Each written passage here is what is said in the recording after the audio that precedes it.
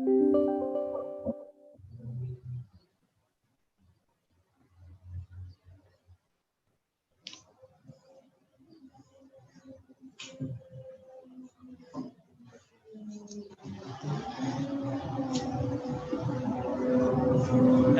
we're ready. Chairman, I think we're ready to start. Thank you very much. Good evening and welcome to this meeting of the Planning Committee. I'm the Chairman, Councillor Pauline Hazel. To begin the meeting, there are a few matters of housekeeping. A risk assessment, including COVID-19 risks, has been undertaken for this meeting.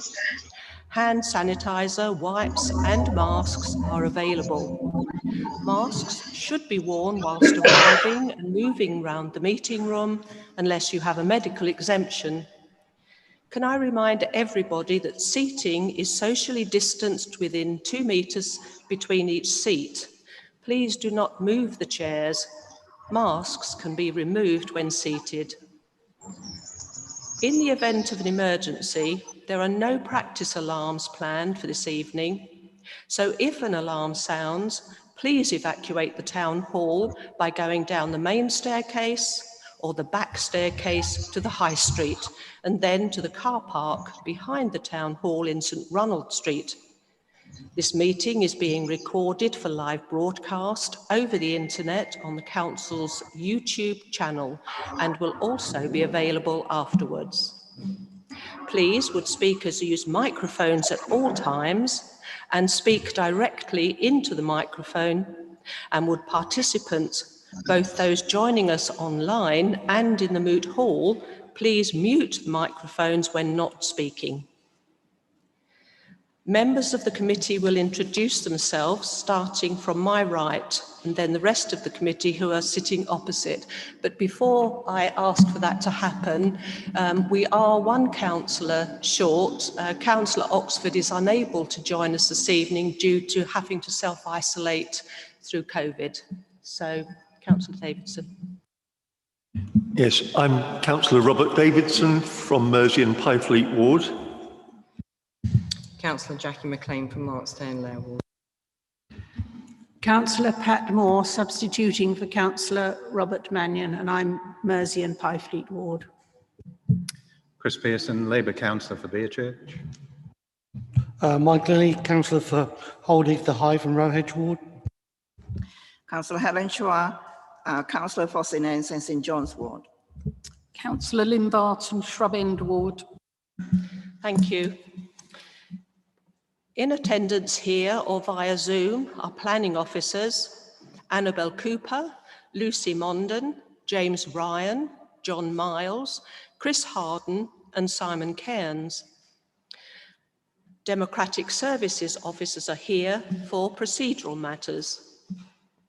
Members of the committee may use electronic devices to access their meeting papers, and visitors are welcome to use mobile phones and other devices, including cameras, but please use them discreetly, set them to silent, and do not use voice or camera flash functions.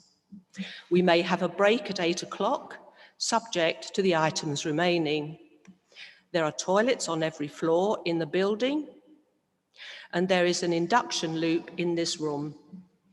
This is a quasi-judicial committee which makes decisions based on material planning considerations following the laws of the land and policies of the council. If the committee is minded to refuse an application, members will use such considerations and evidence that will stand up in a court of law. The material planning considerations are listed in the committee's agenda. Has everyone who wishes to speak registered their name? If not, please do so now. Okay. If anyone has a petition they wish to present to me on any of the items on the agenda this evening, please do so now. Thank you. We have heard that we have a substitute, Councillor Patricia Moore for Councillor Roger Mannion. There are no urgent items. Councillors, do we have any declarations of interest? None, thank you. And I can confirm that there are no minutes to approve at this meeting. I will now go through the items on the agenda. Item 7.1 has been withdrawn. Item 7.2 is land adjacent to 3 Highfield Drive, Colchester, erection of a 4-bedroom detached house. Recommended for refusal. Presenting officer Chris Harden. No public speaking against. Speaking for is Marguerite Hadrell, the applicant, and there are no councillors speaking. Oh, actually, I understand Councillor Lewis Barber may be joining us. 7.3 is Holy Trinity Church, Trinity Street, Colchester. Listed building application to paint a permanent art mural on the external side of the church graveyard wall, recommended for refusal. Presenting officer, Irini Demaruki. No public against, and public for is Daisy Lee's agent. Sorry, Madam Chairman. Just to confirm that John Burton from the Civic Society will be member of public speaking against on that item. Thank you very much.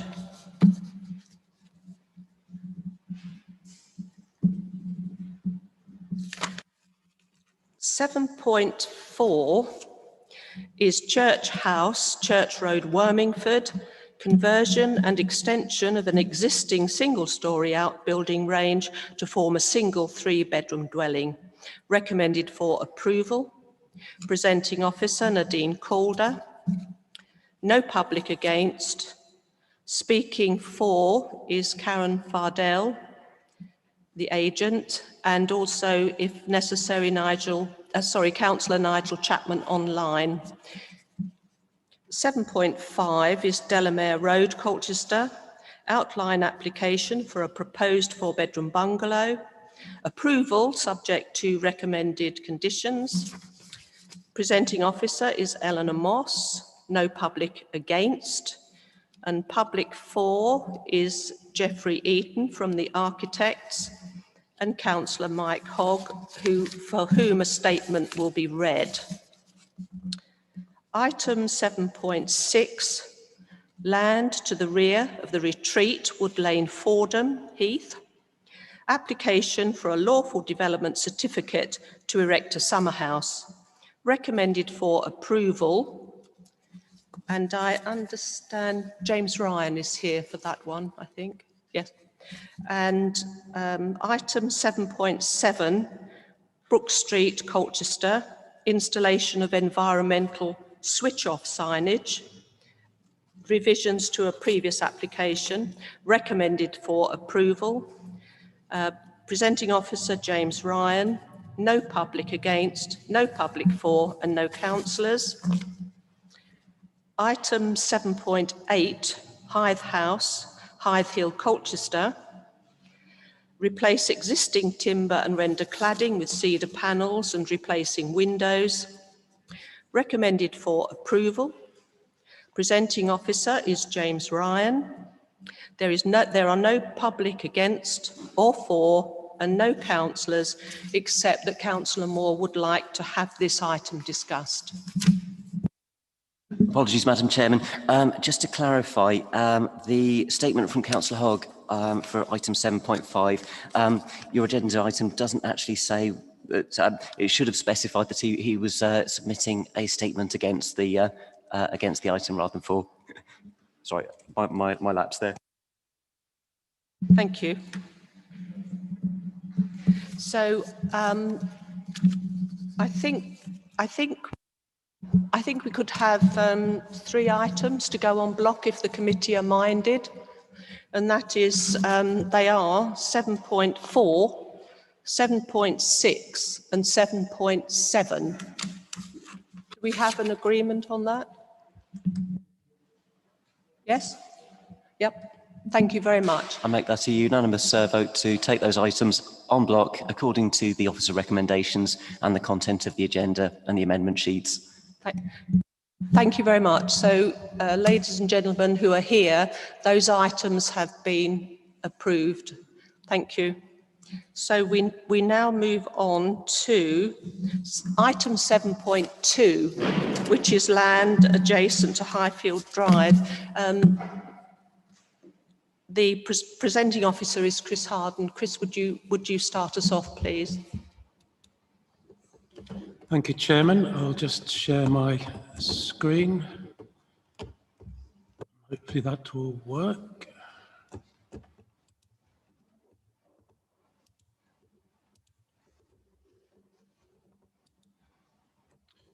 There we are.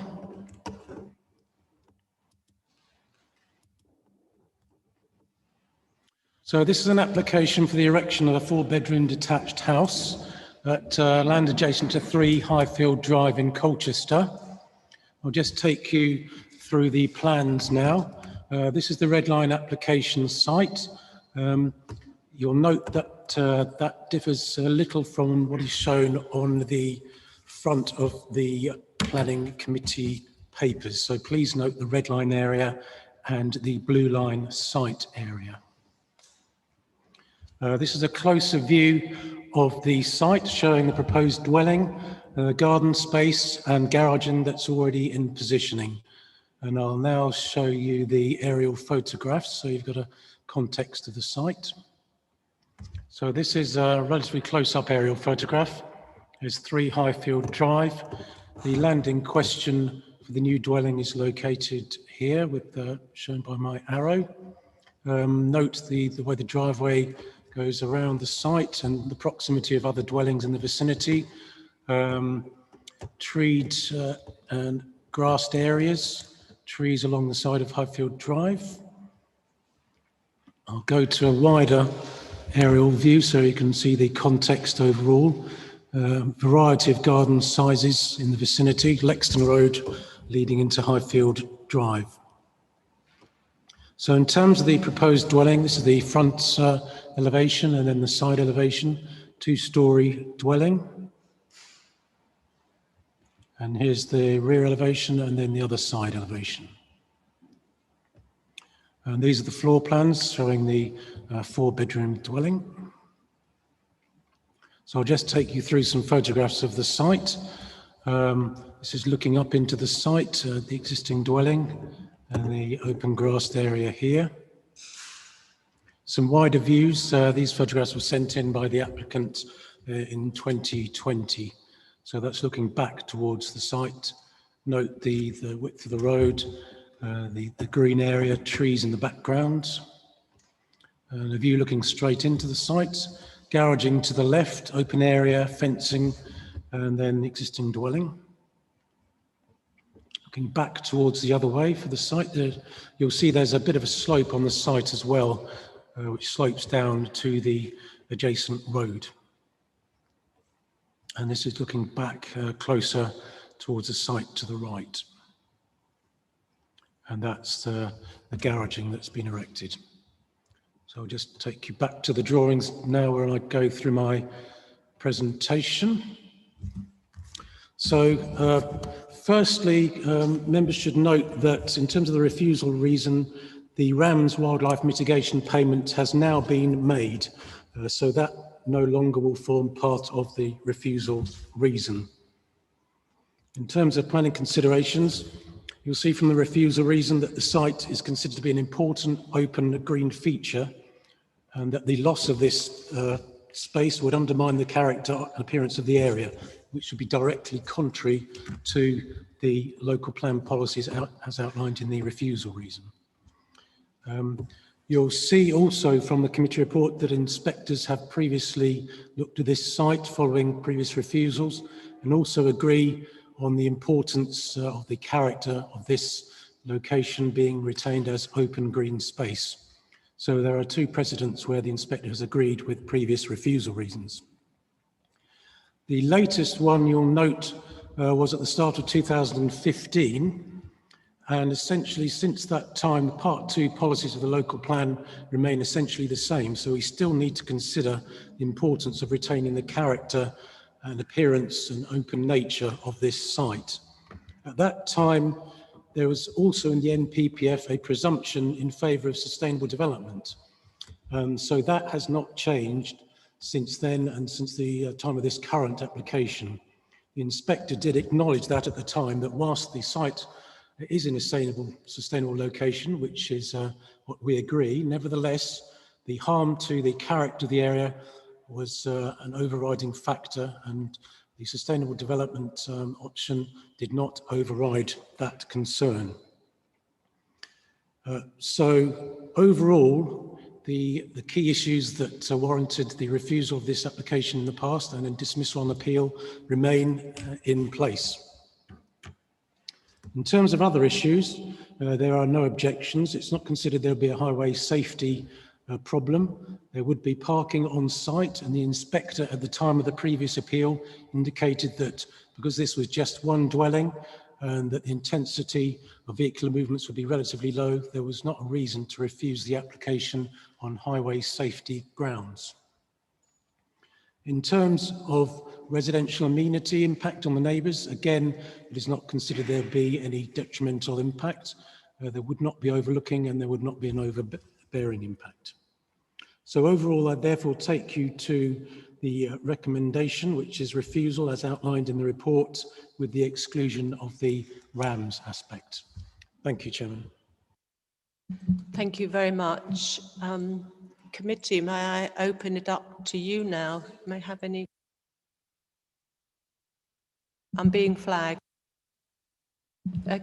Councillor Moore. So, yeah, sorry, Chair. We have one speaker in favour of this application, and then Councillor Barber is joining us via Zoom for again. I do beg your pardon. Mrs. Hadrell, please, will you come and address the committee?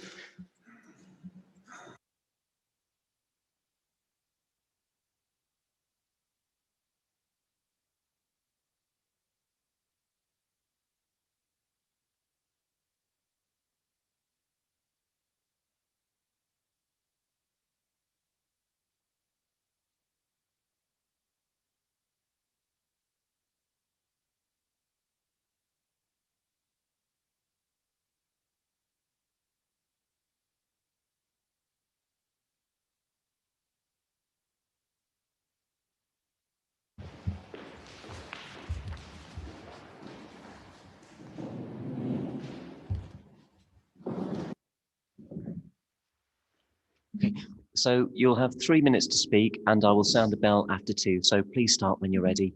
Thank you very much. Marguerite Hadrell. 3 Highfield Drive has been in my family for many years. I grew up here attending St Mary's and the Girls' High School. My first job was planning officer in development control for the council at Lexton Grange.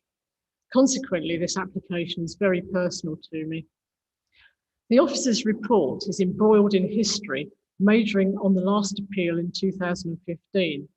The policies that informed that decision are over 7 years old. Planning has moved on with the latest government advice in the NPPF 2019. Fundamental today is policy SP1, presumption in favour of sustainable development, adopted by this council in February. It states development that complies with the plan will be approved without delay. This application site does comply. It is a 10-minute walk to the town with bus stops at the end of the drive. It is in the top tier of the council's preferred hierarchy for new residential development. The site is zoned residential with no protected status in the plan. The reasons for refusal are unfounded. Reason 1 is based on historic policies which are not consistent when compared to the current NPPF and SP1. Special character policies no longer apply. Loss of an unprotected, featureless corner is not a valid reason to refuse housing development, especially as the built form ensures the bulk of the site remains a green garden.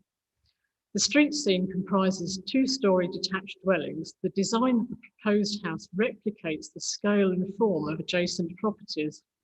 It is consistent with the streetscape and of sufficient distance from the drive and neighbouring dwellings so as not to appear cramped in this setting. NPPF 19 requires effective use of land with support for development of underutilised sites. Minimum density standards are required in town locations. It is unreasonable to refuse this application on garden size when the area is almost 50% larger than the council's minimum standard. Reason 2 is invalid.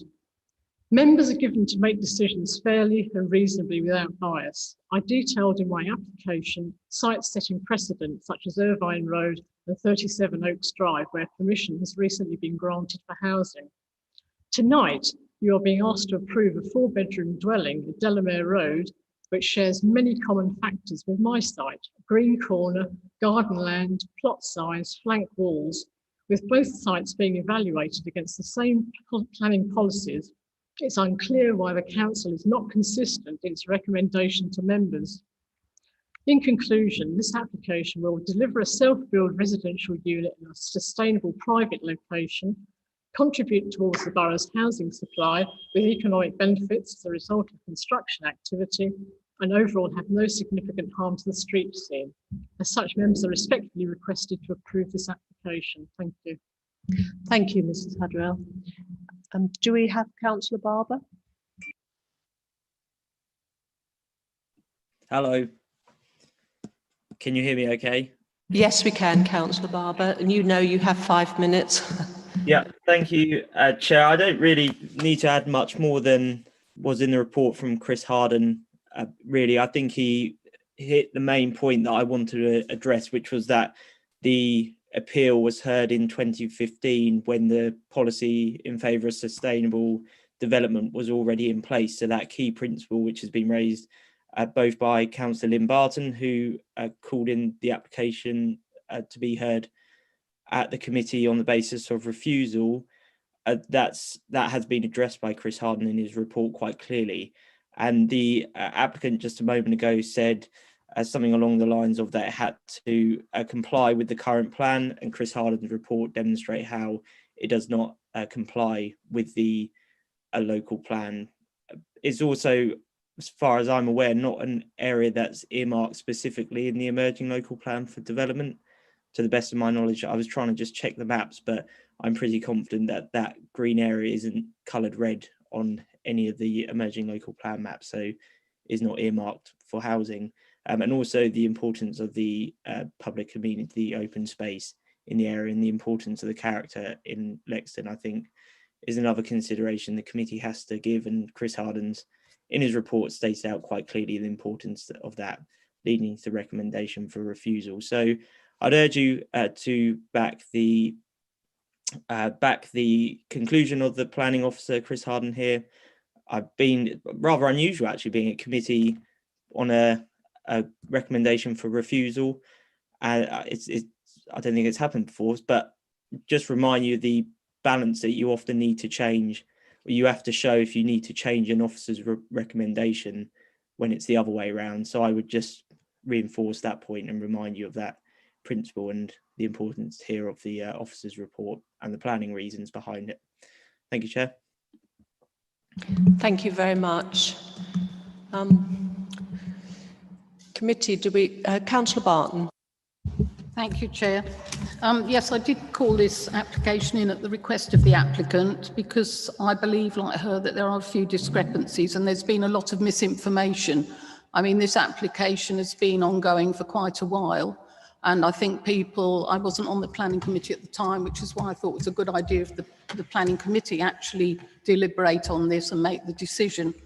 But I do think there's some merit in what the applicant's saying. I think the emphasis is on the 2015 decision in a lot of the report. And I think, as you say, we have moved on since then. So it's also important that we do look at it in relation to being the focus on presumption in favour of sustainable development. And I think you've confirmed, Mr. Harden, that it does fulfil that. It is a sustainable development. It's a bit of a sidetrack, but there's also been a lot of literature about the land ownership issues and access keep being raised, and I think Councillor Barber's raised that in the past. Can you confirm, please, Mr. Harden, that this isn't relevant and that the appropriate documents have been shown to the Council, because we do need clarity on this as there's two differing opinions. So that was another thing. Garden size has been mentioned, and the garden does meet the Council's required standards, so I wasn't quite sure why that was included as a reason for refusal.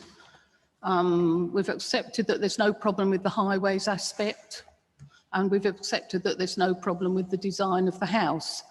So there are problems, and my understanding is that all the trees which enhance this particular area, and I did go and have a look at the weekend, I had a good look, none of those houses are within the applicant's land.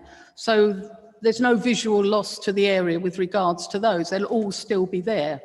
There was just this corner grass area which a lot of fuss seems to have been made about. And, you know, it's up to you to decide whether that's got any environmental value at all. And I'll leave it there at the moment, but there are a few things that please need clarifying before we make a decision. Thank you. Councillor Davidson. Yes, thank you, Chairman. I tend to agree with Councillor Barton in that this is a private drive. There's open space facing numbers 1, 2 and 3 already. And actually, when you look at the black and white drawing that Mr. Harden showed earlier, that actually the fourth one would actually fit in extremely well with the street scene. Yes, there are larger properties on the other side of the drive, but it doesn't impact on those. There's no overlooking, according to the report, to the neighbouring properties. It's not a conservation area. The site conforms in size-wise for garden and parking. And forgive me, we've given permission for far worse sites than this, crammed in. This one, in my opinion, according to that black and white drawing, looks eminently acceptable, and they've still got significant open space opposite it. It doesn't impede the dust carts or anything else. There's a turning circle still. Yes, the large properties opposite will look at a different property, but I'm sure with the right brick colours and everything else, it can be blending in. It doesn't need to look like it needs to blend in with numbers 1, 2 and 3. But the large properties have got extensive parking, extensive gardens, and actually good hedging in around the front of them. So I'm minded to support it. We need housing in this borough, and actually this one is not overlooked by anybody. It's within the walking distance of the town centre, and there's a good bus service and everything else along Lexton Road. I mean, it just seems a very sustainable site. And actually, to be fair, you know, even the inspector at the appeal also said it's a very sustainable site.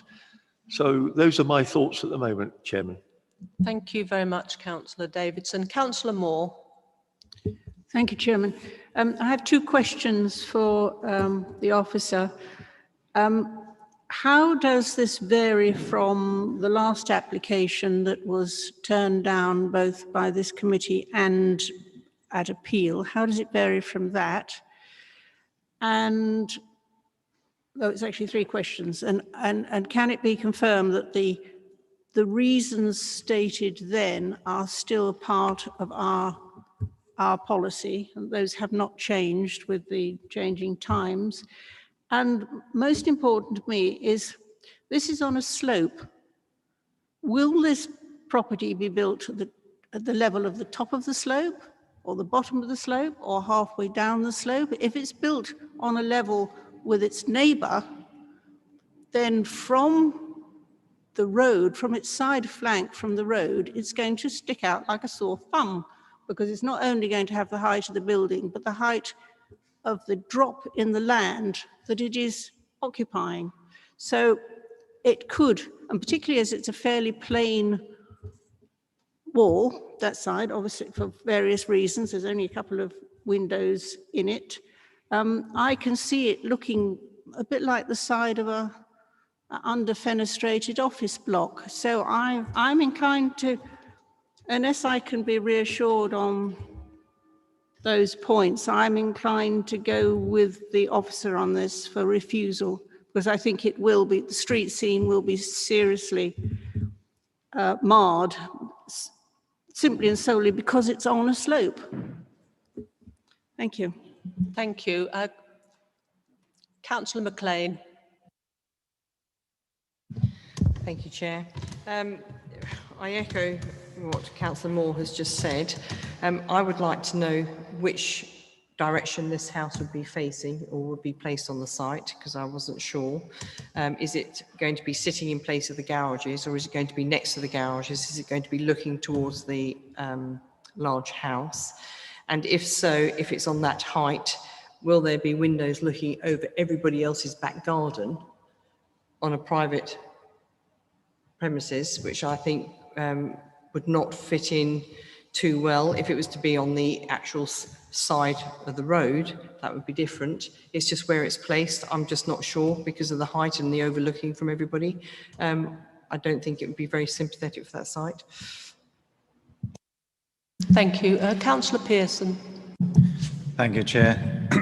I tend to have some sympathy with Councillor Davidson's remarks this evening, and I just wanted to ask our officer, in terms of the reasons for refusal, we've got little I, which is it provides that developments that are discordant with their context and fail to enhance the character, quality and function of an area will not be supported.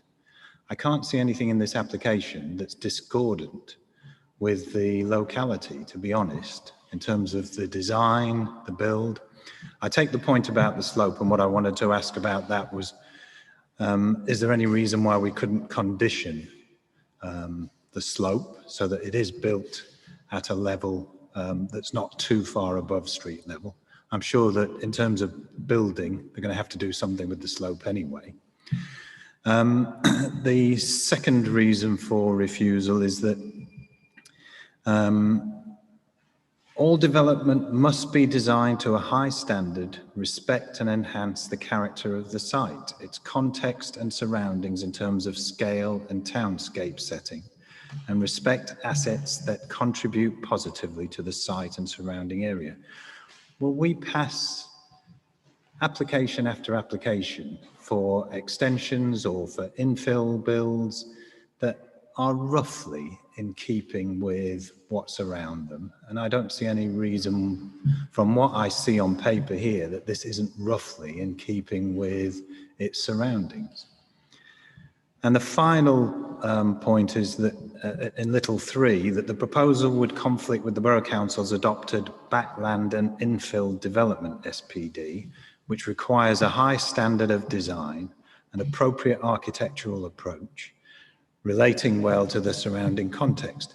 Surely if there are any deficits in terms of the standard of design and architectural approach, those can be taken up with the applicant and amended to make them appropriate.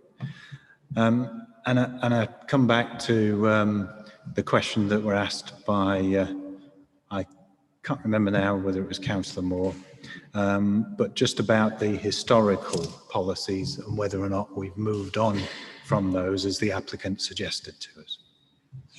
Thank you. Thank you, Councillor Pearson. Mr. Harden, would you like to comment on all that you've heard so far? There's quite a lot there. Yes, thank you, Chairman. I would just like to, with regard to the comments made by Councillor Barton, I was moving my computer to this desk and I missed the first question about a question about an appropriate document. So I was just wondering if that could be repeated, please. Would you like to repeat that, Yes, I Councillor will do. Yes, there's been questions about land ownership and access, and some people saying that the applicant doesn't actually have those rights. And I understand that the applicant has shown you those documents. I just wanted confirmation that that's the case, even though I know that's not part of the planning application and the decision making, but it's important because the misinformation's been out there. Thank you. Thank you. Yes, I've seen the documentation. As you say, it is a private issue, so it's difficult for me to make a judgment in that respect. So I don't think it has an impact in terms of the planning consideration of this. But I've seen some documentation, but I can't really make a judgment, you know, one way or the other on that. But I've got, so in planning terms, no objections on the grounds of, you know, ownership and access and issues like that. So it's not not part of my planning consideration really. So, but there is some documentation, but it's not really down to me to verify, you know, the validity of that in this respect in terms of planning considerations. In terms of the other comments made, yes, with Councillor Davidson confirmed it is a sustainable development, but we've agreed that all the way along. Inspectors in the past have confirmed that it is a sustainable development, and that was in part of the NPPF at the time of the previous appeal. But nevertheless, that does not overrule the serious concerns we've got about the loss of this open space. And I think if you'll see from the committee report, the latest inspector's comments are quite clear that and it's outlined in bold in the committee report, this provides an important feature that contributes to the character of the drive and area. That remains the same now as it was 5 years ago. And the other comment is that a development will erode the feature that gives the area its quality. Again, that remains fundamentally the same at this stage. The next element outlined in his paragraph 8, its a verdant appearance contributes to the character of the area. Flank wall of the dwellings being considerably closer to the drive. This would represent a cramped form of development. Again, that is the same as it was then. And that does bring me onto the point that's been raised about the slope. It's quite a sizable slope there, and no details of the levels of where this building is going to go have been submitted. Either the development will have to be built up quite substantially, or it'll have to be significantly lower than the surrounding dwelling. So there's going to be discordance there, which certainly has not been clarified. And again, I think that would add to the fact that this would be out of keeping with the character of the area. You're either going to have a very large slab of built form facing Highfield Drive, or you're going to have something that is set considerably lower than the adjacent dwelling. So I think that adds to the fact that it'd be out of keeping with the character of the area.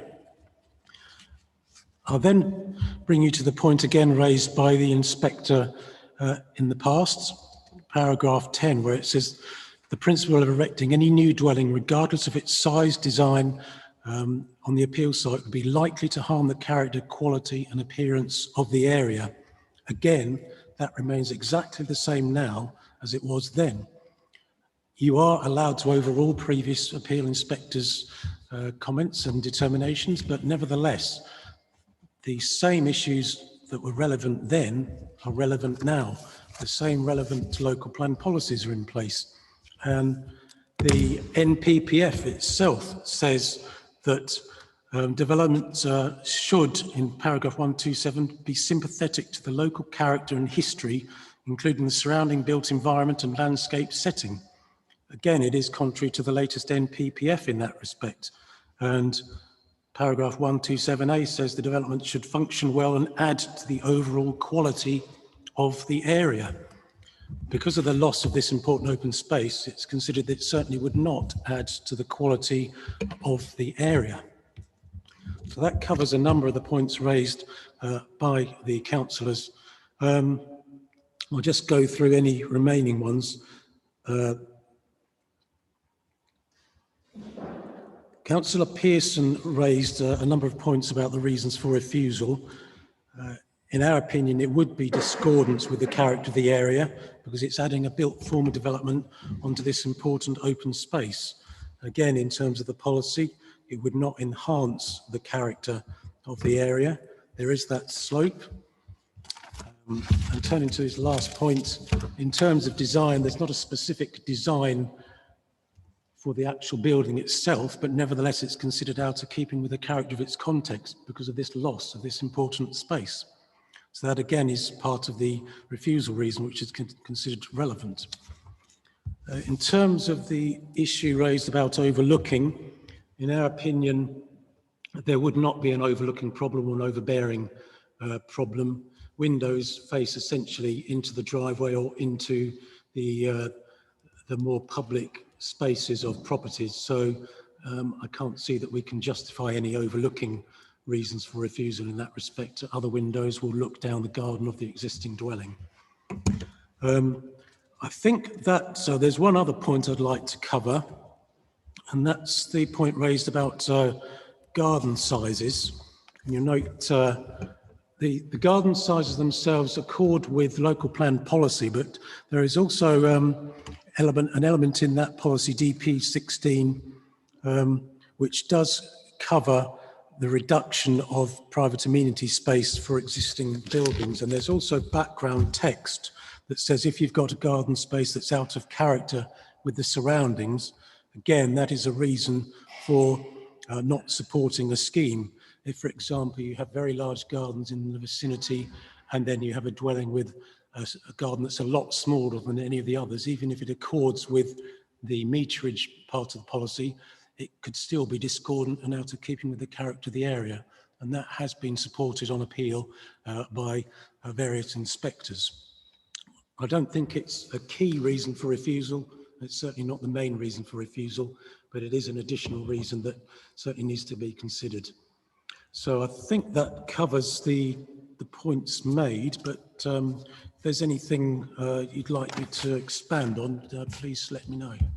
Thank you, Chris. I mean, I have one or two questions myself. One is the slope. That does concern me, again, because I was thinking the same thing, how high or low would this property be? The other thing that puzzles me a little bit, the land is privately owned. It's not in the public realm, as it were, that it's a play park or a part of greensward. And I just wonder, therefore, how can we actually say, sorry, you can't build on that because we want it as an open space? I would like some clarification on that, if I may. But before you answer, Councillor Pearson wanted to come back. Thank you, Chair. Yeah, I'm just slightly perplexed about the slope because the suggestion is to build on this particular corner wouldn't be in keeping, yet are not the properties that are already in existence at the top of that slope already at a height that's above? So I'm trying to work out why this one dwelling at a height that would be above is any more out of context than the properties that already exist. I mean, I also went on a site visit to have a look, and those properties, number 3 and the 2 next door, they're all on the same level. So the house next to number 3 would, if that's where it's going to go, would be on that slope. So it'd be at that height and then it drops down. So how much space is there? Is that correct, Mr. Harden?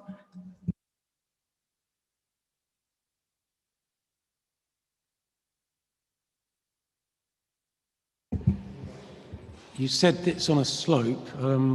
You're saying, is that correct? Can you just confirm what you mean by, is that correct? Yes, because the number 1, 2 and 3 are on a level, aren't they? And so the proposed dwelling, if it's next to number 3, how would that be the same height as number 1, 2 and 3, or would, because of the slope, it would impinge on the height of that building proposed?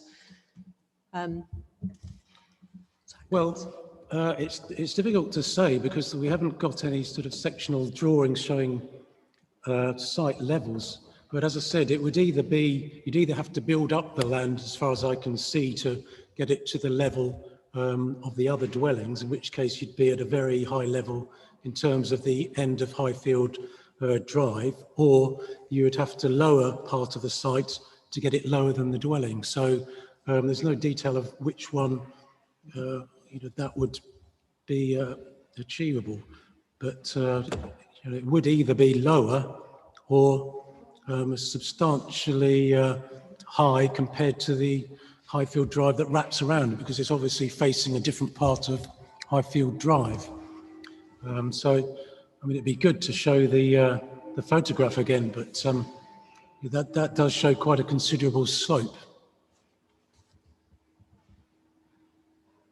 I've just been handed a drawing here that shows that the properties would all be the same level, but we haven't got the detailed plans, have we, to show that? But this drawing here shows that they're all on the one level. Yes, if they're all going to be built at the same level, then there's going to be a substantial height facing that corner of Highfield Drive, because there is quite a significant slope down there. So then there is a gap proposed between the existing dwelling and the proposed dwelling. So there will be a little space, and then the slope will start.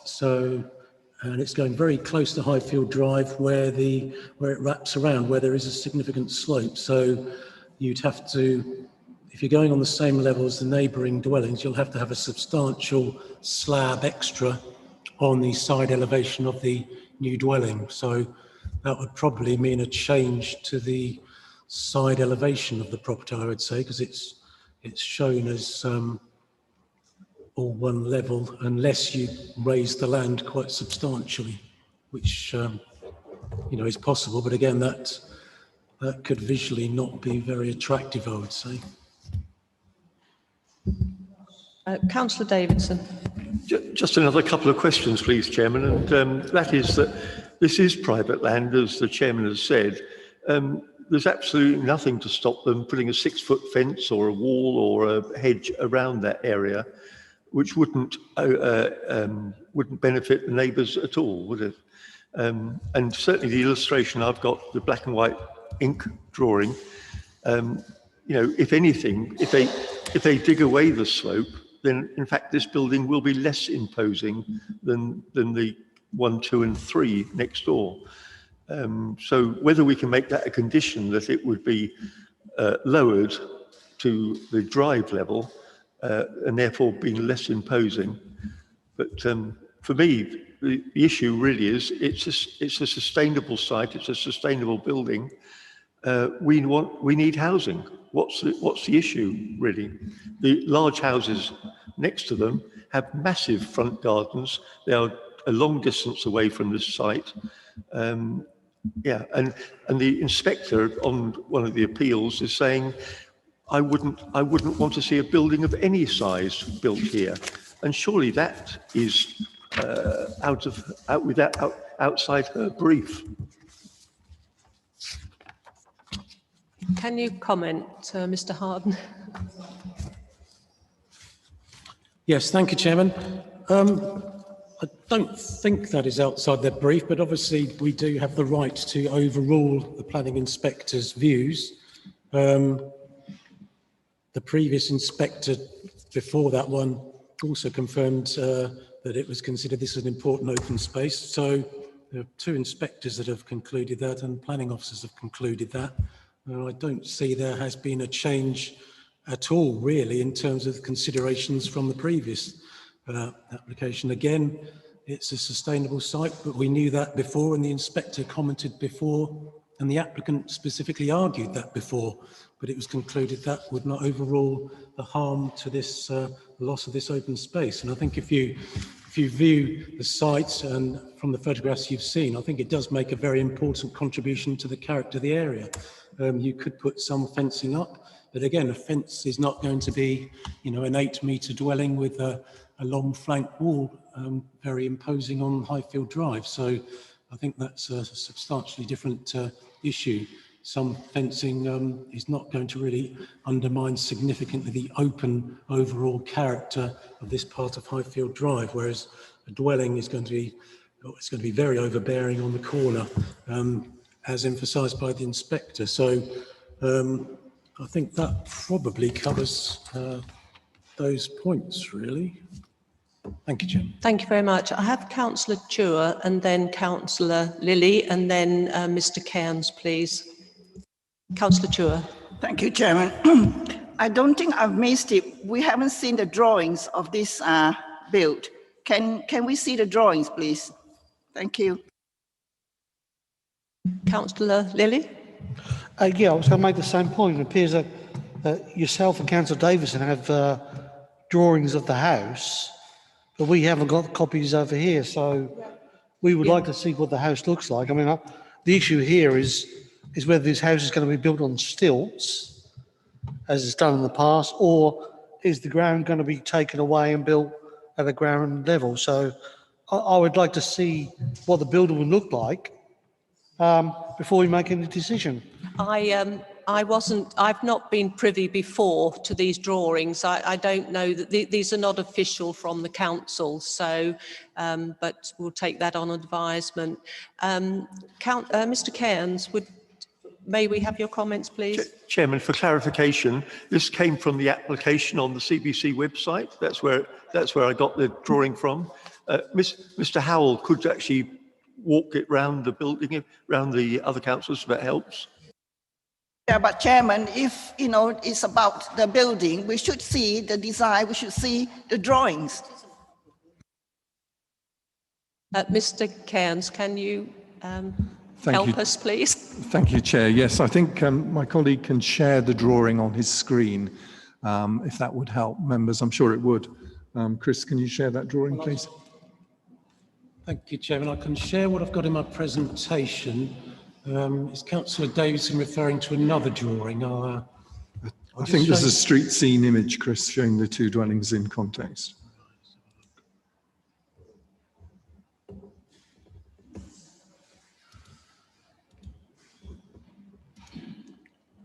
Chairman, can you show them?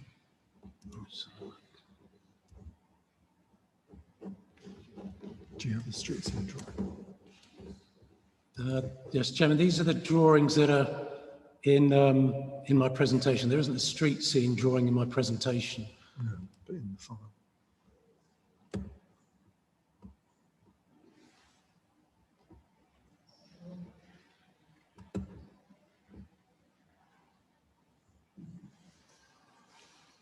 Now, these are the drawings showing the building sort of level. So I don't know if Councillor Davison sounds like he's got another drawing. It's on the website, Chris.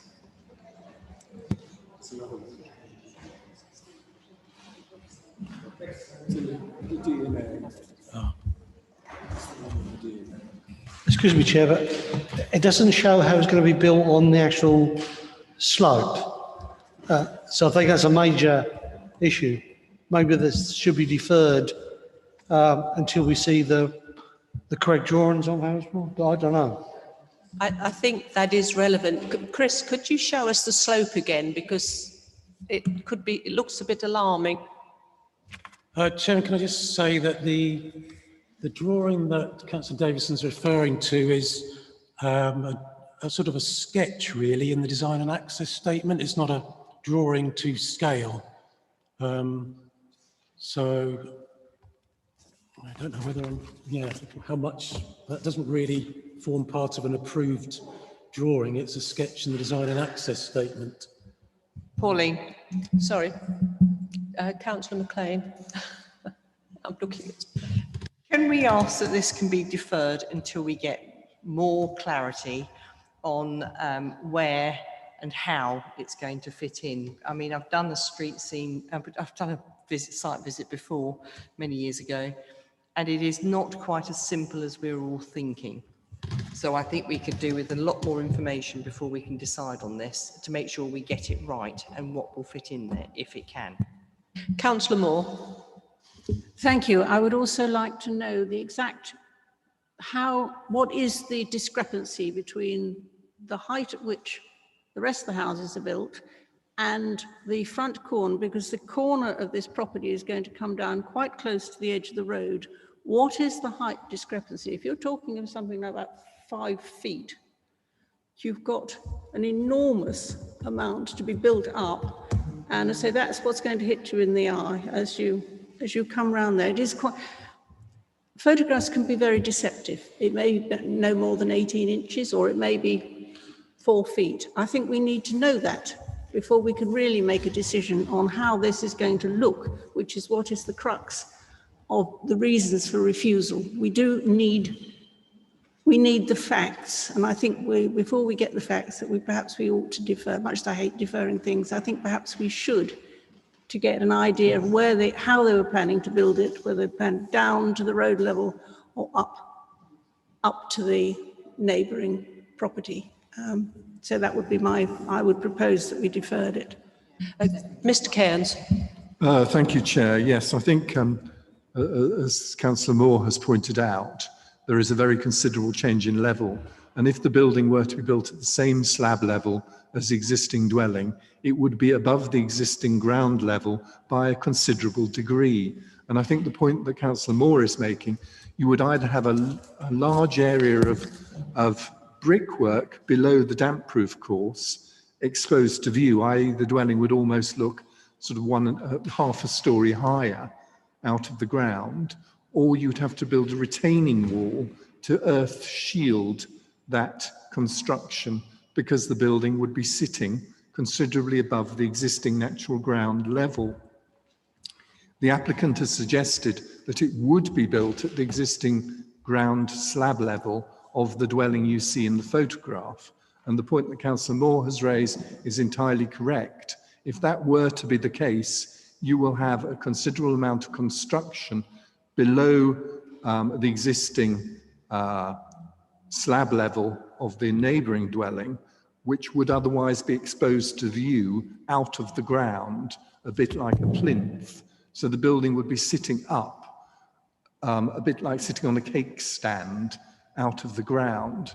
And the point that's been raised around contextual appropriateness is, how would that appear to the passerby in the street scene to have a building that is actually sitting considerably out of the ground and very close to the road frontage when compared to the existing sylvan character of the development? And that really goes to the heart of the inspector's reasons for refusal, I think, and why he said that in principle a dwelling was unacceptable on this site. There's much been said around which policies are now relevant, and I can confirm that the same policies that were extant at the time at which the previous application was determined by this council and by the planning inspectorate remain the relevant policies to this day. There has been no change in the intervening period. Much has been said with regard to the principle of sustainable development. Now, I think you have to recognise there is a difference between a sustainable location, which this clearly is, and sustainable development. As the report explains, sustainable development has three dimensions: social, economic, and environmental. And for it to be truly sustainable, all of those have to be in balance. Now, the point that's raised in this report is that it isn't actually sustainable development per se, because those three are not in balance, because there would be environmental harm to the character and appearance of the area. And that really goes to the heart of the relevant development plan policies, which seek to ensure that development is in keeping with its context and not discordant. In order for members to depart from the decision of the inspector, you would have to find reasons why this proposal overcame those in principle objections identified by the inspector. You are dealing with exactly the same policy framework. There is no tilted balance in terms of a presumption in favour of sustainable development stepping in, because we have well in excess of a 5-year housing land supply. And so really the policies that are relevant today, UR2 and DP1, are exactly the same policies that were relevant in 2015 at the time of the previous determination. So for members to depart from that view, you will have to find reasons such that there has been a change in the design or the circumstance of the application. Clearly the context has not changed in the intervening period. I hope that helps in some way. Thank you, Chairman. Yes, it does, because I'm thinking members have suggested we defer, but I'm wondering if there is any point in deferring if we are going to come up against exactly the same situation. Councillor Moore. I think I'd rather withdraw my suggestion of deferral and go for refusal. I propose that we refuse this. You have a seconder for that? Thank you, Councillor McLean. Are there any other comments from the committee? Councillor Pearson. Thank you, Chair. The only thing I would draw our attention to is that in the guidance that we have in our documents, it says, before refusing any application, the Planning Committee should consider whether it is possible to resolve any concerns by use of conditions before doing so. So, I mean, on that basis, it might make sense to defer to determine whether or not there are any conditions that could be imposed. Sorry, Mr. Cairns, are you able to comment on that? Thank you, Chairman. Yes, I mean, the point with regard to levels is a matter which could be determined through the use of conditions. However, I think there is the general point of principle as to whether you accept the principle of a house in this location. With regard to the levels, the dwelling would either be sunk into the ground and a considerably lower level than the existing dwelling on the neighbouring site, or it would be raised out of the ground and presumably would require some sort of retaining wall arrangement. That is, surely in both instances, the dwelling would still be discordant with its context. So I think Councillor Pearson's quite right. You do need to consider whether the objections could be overcome by the use of conditions, but that is for you to decide. But personally, I think the principle is something which cannot be overcome, in principle objection, through the use of conditions. Thank you. We have a proposal to go with the officer's recommendation to refuse. Is there another one on the table to defer? No? Then committee, are you happy to go with the proposal that we go along with the officer's recommendation to refuse this application? All those in favour?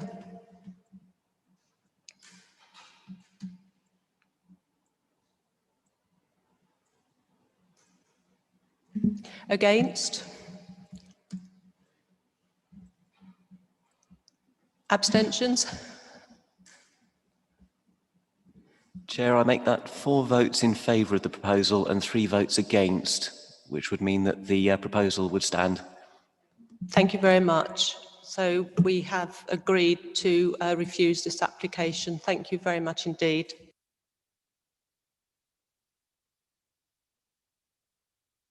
We may now move on to 7.3, which is Holy Trinity Church, recommended for refusal. Is Irene here to take the... Yes, she is. Thank you, Irene, if you would come and address the committee. Chair, could I just suggest that rather than having officers and any speakers shift around, as we have a spare place this evening, that we use that space for anybody who wishes to comment on an application? We could, except I can't see them if they're up at that end very easily, but I'm happy to go with the flow. I'm easy on whatever.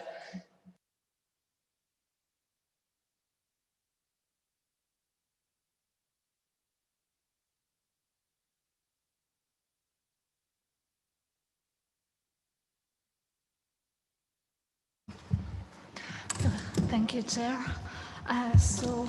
The application seeks consent for the painting of permanent.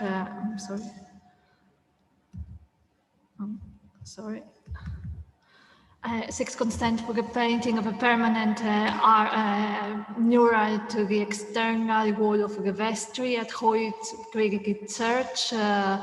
Holy Trinity Church is listed at Grade 1. It is situated within the designated Colchester Conservation Area 1. The application site, I'm sure you're all familiar with the church, but as a brief reminder, is situated at the junction of Trinity Street, a very attractive and historic street in the town centre with a high number of listed buildings, and Calvert Street West, which links the commercial area of Lion Walk Shopping Centre and Calvert Street Square. The site comprises the Listed Church, a number of trees and tombs and monuments, and it is a very attractive site that makes a positive contribution to the conservation area by the aesthetic quality of the church and the tranquility of the green space among a very busy commercial area. The church itself is listed at grade 1. Its oldest part is the pre-conquest tower, and the majority of the church was rebuilt in the 14th and 15th century, and then in the mid-19th century it was further extended with, to the north with the island chapel and the vestry to the east. The wall in question is the east wall of the vestry that fronts onto the shopping center. Now the wall is painted in a dark red color, which sometimes creates a false impression that it's a boundary wall to the church, whereas in fact it is the east elevation of the 19th century vestry. The application seeks consent to painting a mural on the wall. It's going to occupy the entire length of the wall in height. It includes various references to historic figures or landmark sites that relate to the history of the town, and according to the application is going to be painted with household paints applied directly on the wall and then covered by anti-graffiti material. A number of representations were made in favor and against the application. These are summarized in section 10 of the report.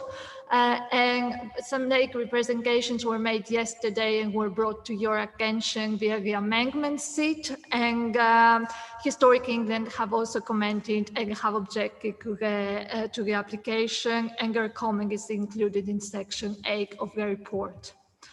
As explained in the report, there are various concerns for the proposal from a heritage perspective. There are concerns about the visual impact of the mural on the character and appearance of the grade 1 listed church, whether the visual style and the intense color scheme is appropriate for the character of the church, and its impact on the views of Holy Trinity, especially when seen from the east and the north.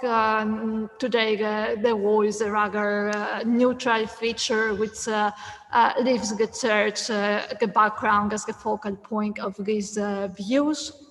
Then there are some additional concerns for the material impact of the proposal to the vestry. Unfortunately, the building now suffers from a rising damp, which is very evident in the interior, but it also manifests in the exterior as well. The wall is flaking and blistering, and the application does not provide enough information on the execution of the mural and on the household paints that are going to be used and whether they are compatible with the historic stonework, and additionally the anti-graffiti material, which is an impermeable material, could exacerbate the condition of the wall by minimizing the breathability of the stonework. Additional concerns relate to the character and the appearance of the conservation area. Again here there is a contrast between the tranquil side of the historic church and the very busy commercial area of Lion Walk shopping center, we call shop front, signage, external seating, which it has a very colorful appearance and visual impact, and therefore this mural, which is going to be painted exact opposite, is going to add some extra visual clutter in an area which already has enough, let's say, visual information. For these reasons, we are concerned that the mural is going to result to a level of less than substantial harm to the Grade 1 listed church via an adverse impact to its character and appearance and material impact to the whole of the 19th century vestry. The NPPF sets out that when there is a harm associated to a designated heritage asset, it should require a clear and convincing justification, as well as public benefits and benefits for the listed building. But this is a private initiative of the Lion Walk Shopping Centre, which is not going to secure any benefits for the church, and therefore is regarded that these requirements of the framework are not met, and the application does not comply with the statutory requirements for the protection of designated heritage asset, and is recommended for refusal. Thank you.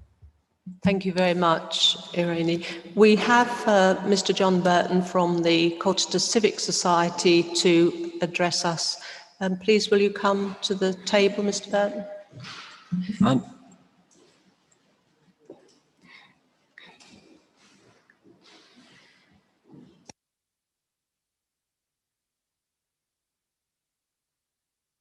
I found the button.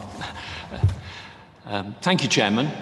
I'm John Burton, a conservation architect, and I'm speaking on behalf of Colchester Civic Society. First of all, on behalf of the Society, may I say that we are appreciative of the work of Councillor Martin Leatherdale and the Lion Walk Shops and what they are doing in attempting to beautify our town. We would like to thank your officer for taking our objections seriously and incorporating them in her report. I will not repeat those objections now in order to save time. I wish to emphasise the potential consequences of approving this scheme. The committee and the Civic Society are aware that precedents in relation to planning matters can cause serious problems for local authorities, especially when it comes to the appeal process. Even though the mural is proposed on a wall of little architectural feature, the wall is nonetheless in planning law part of the Grade 1 listed building. Should you disagree with your officer or be persuaded by others to grant permission, you could open the doors to owners of all grades of listed buildings in Colchester, arguing that painting the building the colour they like, or with murals, or even with advertising, is no different to the approval you gave on Trinity Church, a Grade 1 listed building. We are certain you would not wish to do that and will refuse the application. Do remember that less substantial harm, which is mentioned in the report, is still harm. The building is yours. The mural is I can't do it now. Is being provided by a third party. From my experience as an architect caring for historic buildings for some 50 years, I can state that using house paint on a Victorian wall is certain to cause harm to the fabric. Anti-graffiti paint would also add to the problems of moisture movement in the structure. Refusal of this application will protect your building from damage from rising damp and potential costs to the council. The Civic Society accepts the building is currently painted with an unattractive, one might say, dull-coloured paint. The paint appears to be microporous, allowing the building to breathe. The current dull colour and matte surface suppresses the visual aspects of the building in the street scene, and one's eyes are therefore drawn to the shops to the east of it. Most people hardly notice the presence of this building. We believe this is much better for the conservation area than a brightly coloured mural. I've done it again. We understand the application did not consult English Heritage or ourselves before this application was made. Before we encourage Colchester Borough Council, may we encourage Colchester Borough Council and the applicants to get together to determine places which need beautifying, which will be to the benefit to both town and shopping area. Members of the Civic Society would be prepared to work with both parties if they wished. Please refuse the application as your officer advises. Thank you, Chairman. Sorry about the pronunciation. Thank you very much, Mr. Burton. And I understand we have Daisy Lees, who is going to address the committee.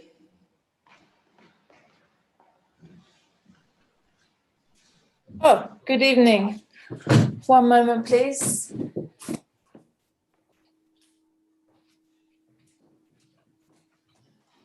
Good evening, everybody. Good evening. Good evening. I'm Daisy Lees from RT to Events CIC. We are professional arts producers whose work is firmly rooted in community building and placemaking. We're strong believers and drivers of the power of art to enhance space and support well-being. For 20 years, the High Street has been in decline in our country, and in recent years, there's been lots of research to support the following ideas.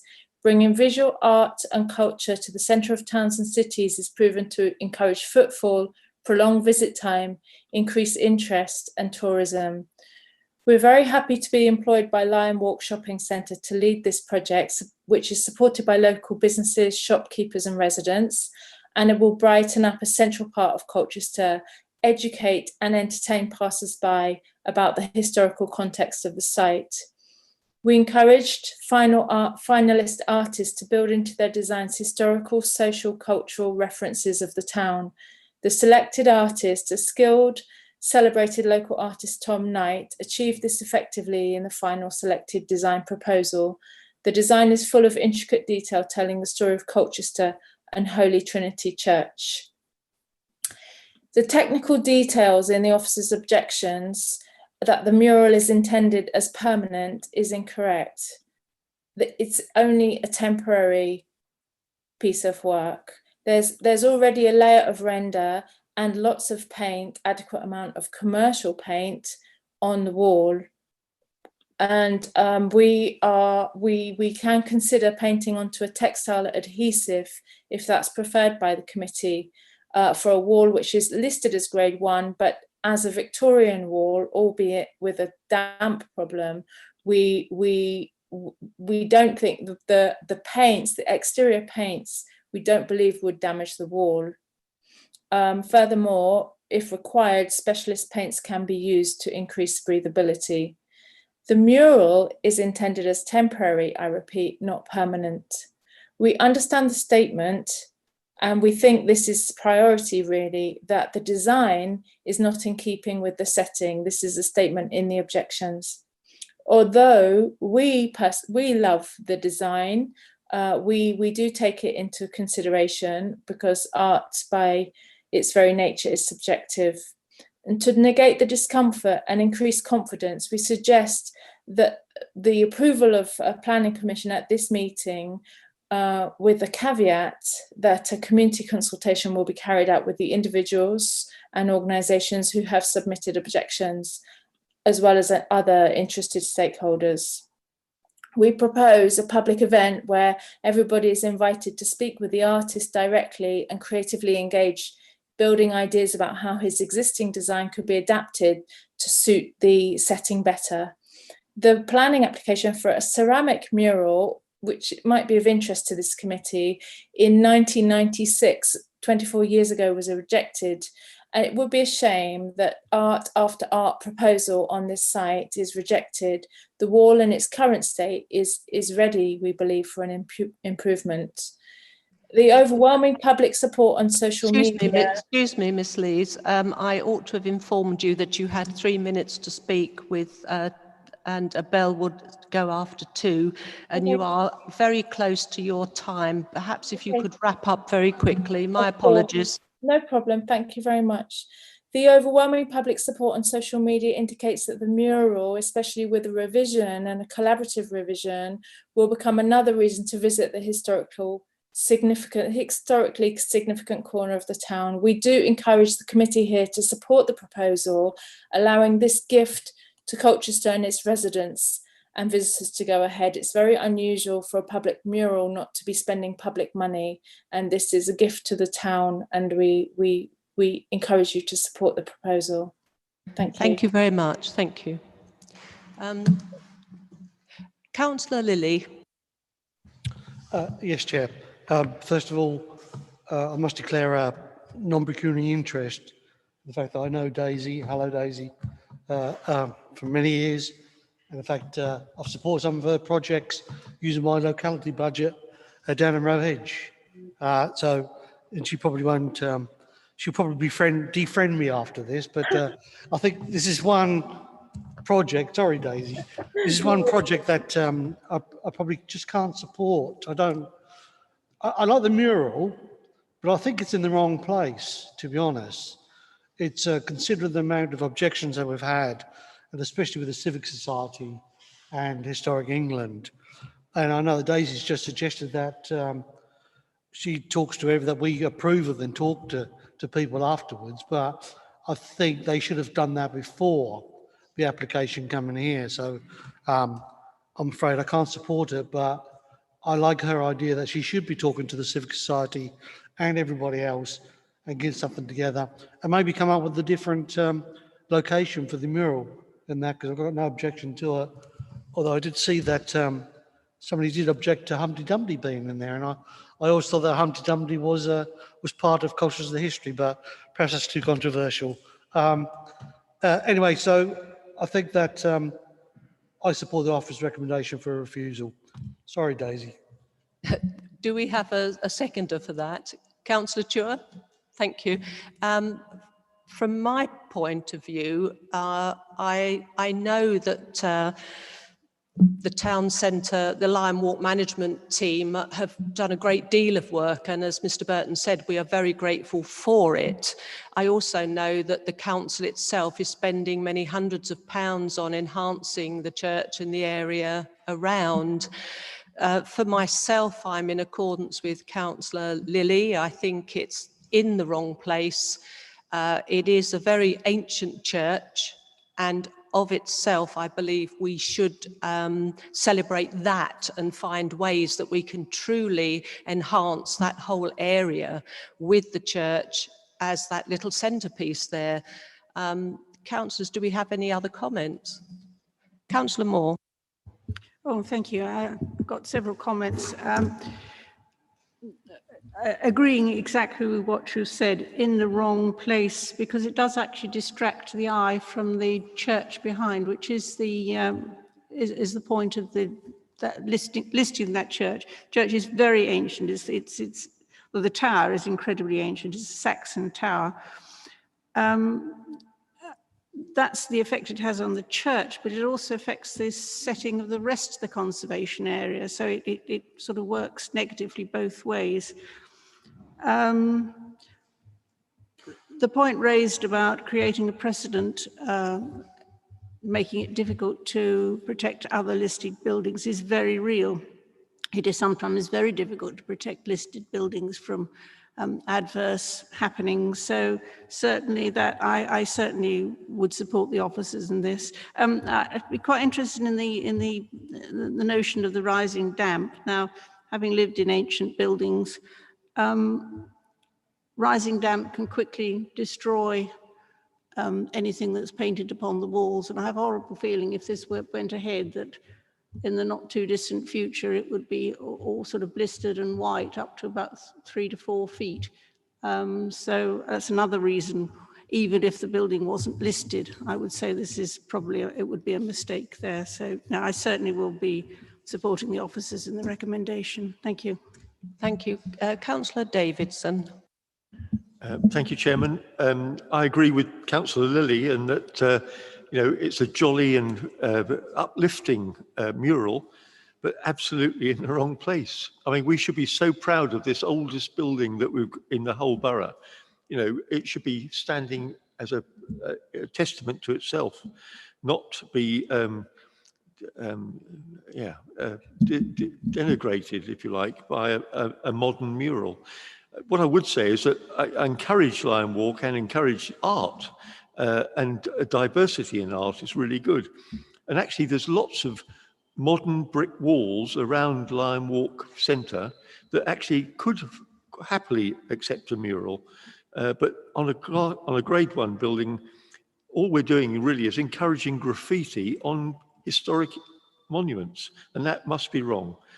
And then you've got the issue about ongoing maintenance of it as well. So I can't do anything but to refuse this or agree with refusal on this application. Thank you. Thank you. Councillor Barton. Yeah, I'd just like to reiterate that there's absolutely no reflection whatsoever on the artwork, and as you say, it would be very suitable placed elsewhere, probably in Lime Walk, but further over towards the more modern area, because at the end of the day, we are supposed to conserve and enhance our historic environment. And to be honest, this is inappropriate for the location. And I agree with you, it detracts from the actual Grade 1 listed church, which I believe Councillor Laws said last night was the oldest building we have in Colchester. So it's very important that we respect that. Thank you. I think it would be a very good idea. We have the Civic Society willing to sit down with the Lion Walk Centre, and it would be brilliant if they did get together and got some better ideas for modernising that area of the town. So, councillors, if we have no other speakers, we may go straight to the vote. So, all Chair, those... Sorry, Chair, could I just confirm we have the proposal, was it from Councillor Lilly and seconded by Councillor Chua? Councillor McLean, did you? Councillor Chua, thank you. So all those in favour of going with the officer's recommendation to refuse, may we show hands? I make that unanimous vote to go with the officer recommendation to refuse the application, Chair. Thank you very much. Thank you. Thank you.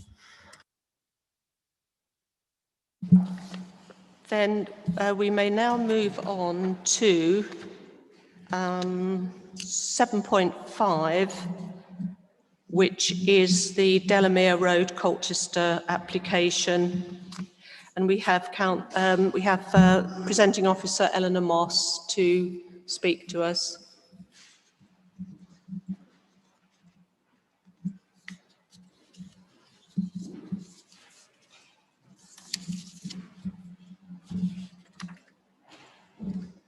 Here she is.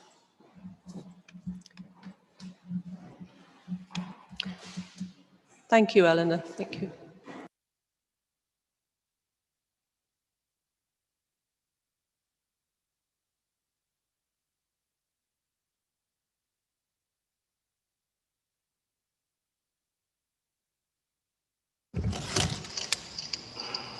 Thank you, Chair. Good evening, everyone. I'm just going to share my screen.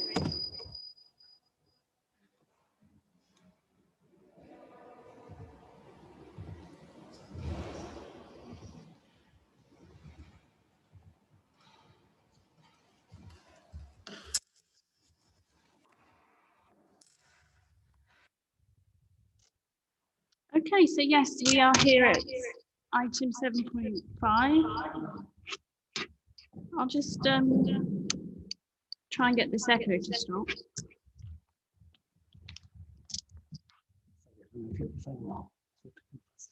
I know. Hopefully that's better.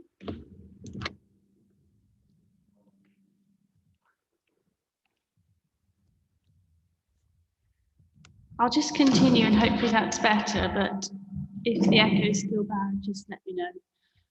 Yes, as I was saying, so here we are at item 7.5 to Delamere Road. The application is outlined for all matters reserved for a 4-bedroom bungalow. Given all the matters are reserved for a later application or applications, the details are fairly limited, but broadly speaking, we are seeking to establish whether the principle of a bungalow on this site is acceptable. So the application site is outlined in red with the host bungalow outlined in blue. It's a corner plot along Delamere Road and St. Cyrus Road.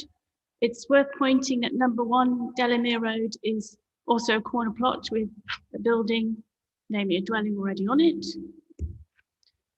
And I will just go straight into the site photos. As I said, details are a bit limited. So here we are looking to the south into Delamere Road. The application is on the right-hand side with 2-storey dwellings on the left. And the application site, as I mentioned, is the host application is a bungalow, as I already mentioned. So this is number 90, St. Cyrus Road. which is adjacent to the application site, also a bungalow. This is a wider street scene looking towards the south of St. Cyrus Road with number 90 there on the right and number 1, the corner plot that I already mentioned, further to the left with the application site in the centre.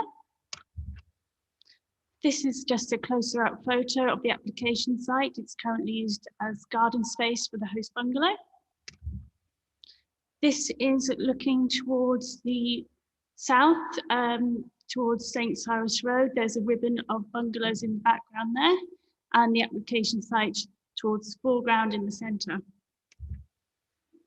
So the last photo I have for you is looking towards the west.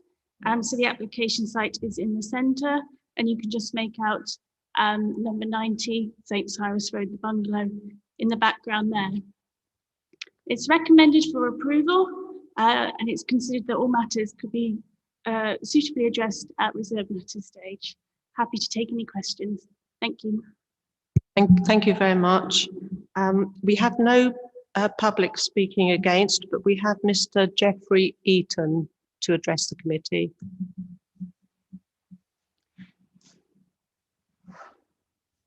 Is he here? Yes.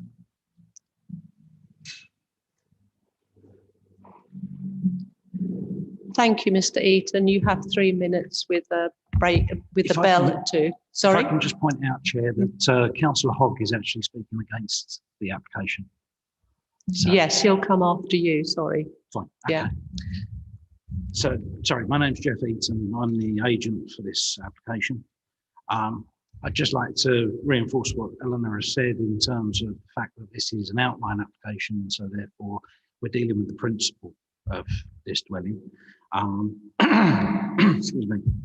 In terms of the planning policy, if I can try and reinforce the areas that Eleanor has already looked at, I know that Councillor Hogg is going to raise a query over the garden size of the proposed dwelling in connection with the existing donor dwelling.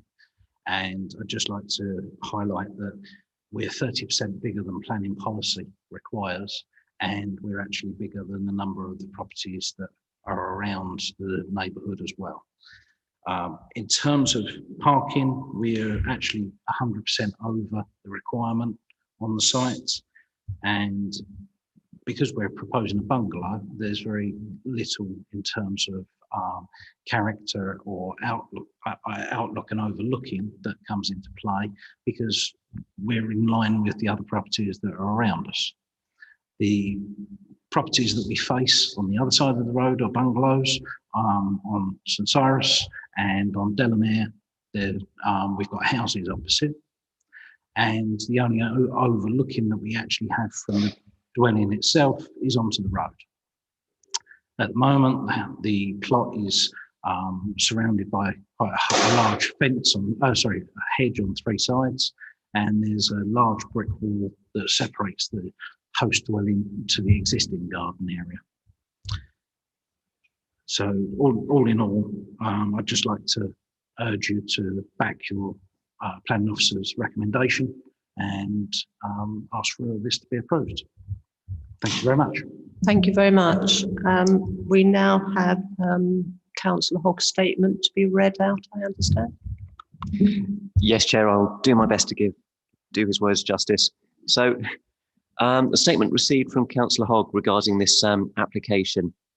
And I quote, "Madam Chairman and members, under normal circumstances, having called this application in, I would be present to express my views and those of my residents. However, I will be sitting on a licensing hearing this evening, so please accept my apologies. In calling this application in, I'm hopeful that a discussion will lead to members taking on board the comments and concerns of residential objections. Residents are concerned that the development of a 4-bed bungalow on the proposed plot will appear cramped and overbearing, resulting in a change of character at this location, leading to a loss of visual amenity for homes in the immediate area. With regard to highway safety, I can understand the ECC highway condition that access to and from the proposed property be from St. Cyrus Road.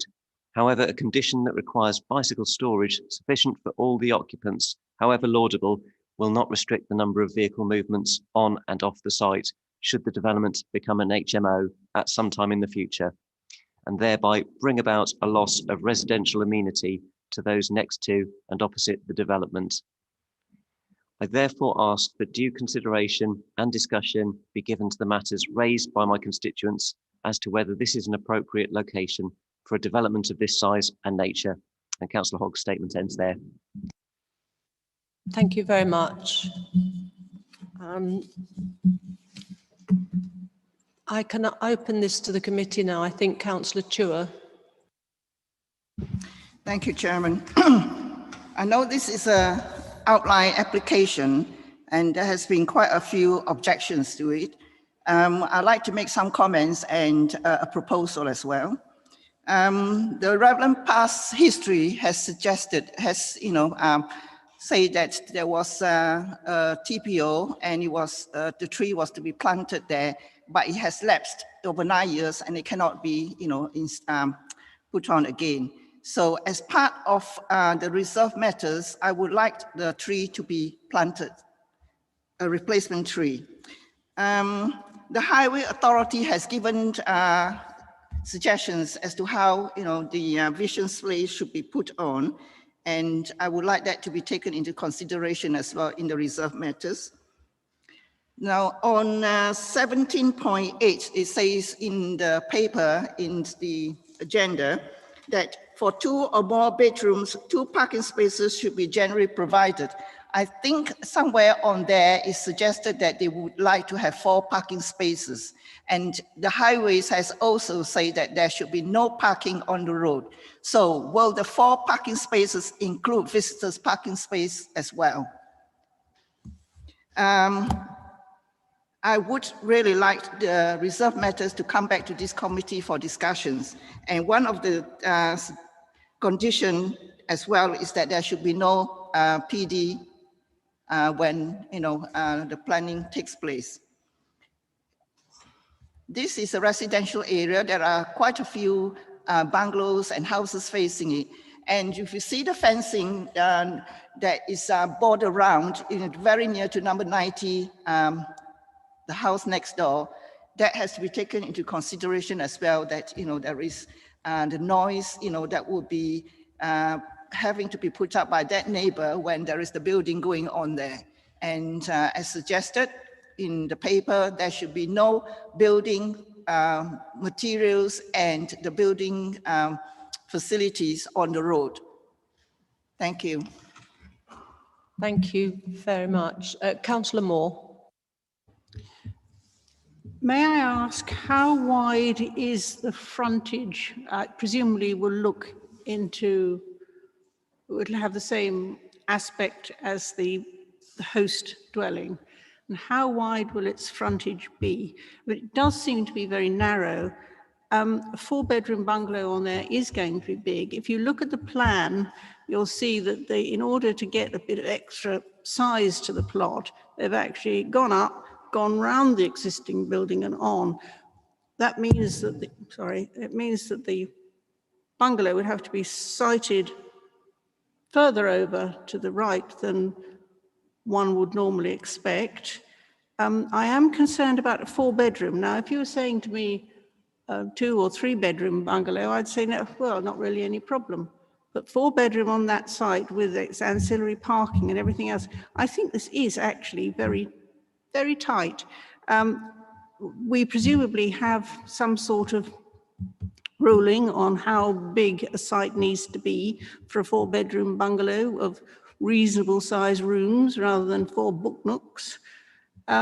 So can somebody, could Eleanor please, tell me the width of the frontage of the proposed site and whether it does in fact really satisfy the requirement for size-wise, given that there's a piece taken out of the middle for the host dwelling. Thank you. Thank you. Councillor Davidson. Yeah, thank you, Chairman. I'm a little bit concerned because, again, I think it's probably slightly overdevelopment in that not only is this a 4-bedroom bungalow, as Councillor Moore said, rather tight on the site, but actually more concern to me is that it's protruding well beyond the building line, existing building line on both sides. And I think I'd want to be reassured that there's going to be significant roadside screening proposed, because otherwise you're going to have this massive building right on the junction, which will reduce the visibility and for vehicles leaving the roads. And the other concern I've got is that there's one electric vehicle charging point proposed for a 4-bed house. Well, we know that very few houses only have one vehicle. So I think we ought to at least up that by 2. And I don't know quite what the council policy is on that. I'd be interested to know. I'd also support Councillor Chewer's condition that actually the tree is replaced, and I would like to see another sweet chestnut replaced, which is a good sized tree rather than just an ornamental one. Thank you. Thank you very much. Eleanor, are you able to answer those queries? Yes, thank you, Chair. So I'll try and go back through all the questions raised and address some of the comments brought up as best I can. So in terms of the site, I'll just reshare my screen.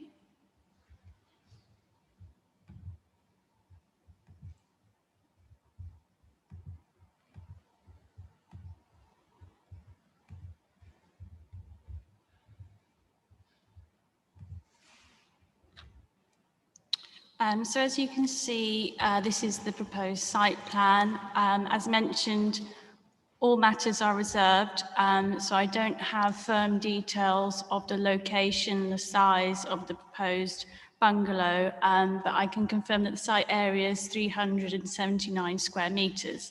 Compared that to the host bungalow, it's 430 square meters. So while slightly smaller, it's not considered to be cramped when viewed as a whole, especially alongside the other properties within Delamere Road. It's quite comparable, actually. While it might be slightly smaller, it's not considered that it would be cramped when viewed from the street scene, particularly because this is a corner plot of bungalows, and there is a ribbon of bungalows along St. Cyrus Road as well. So it wouldn't be out of keeping in that sense. In terms of loss of visual amenity that was raised by Councillor Hogg, yes, there would be loss of some garden space, but this site is not considered to be so important in the street scene that it could not be developed satisfactorily, and suitable boundary treatments and a replacement tree secured via the Reserve Matters application for landscaping. In terms of the HMO, unfortunately, we can only consider the matters before us rather than future applications or what might happen in the future. We can only concentrate on this singular application before us. In terms of an appropriate location, it is a sustainable area and is considered to be sustainable development. In terms of the past history, yes, there was a TPO on the site in 2011 that was felled through the agreement with the council, but sadly a replacement tree was never planted despite the conditioning requiring it. And given the timescale of 9 years since we should have served a notice on that, our council solicitor gave the advice that we could not serve a notice given the timescale. Yes, we could secure a replacement tree. That usually could happen through the Reserve Matters for landscaping, but that could be a condition or an informative at this stage as well, just so members feel more satisfied in that respect. There are 4 car parking spaces shown on the illustrative plans, but given that access and layout are reserved for a later Reserve Matters application, these would be secured then. Our car parking SPD requires 2, so there potentially could be over provision of car parking on site. Removal of PD is suggested at condition 17, along with a construction method plan as well recommended.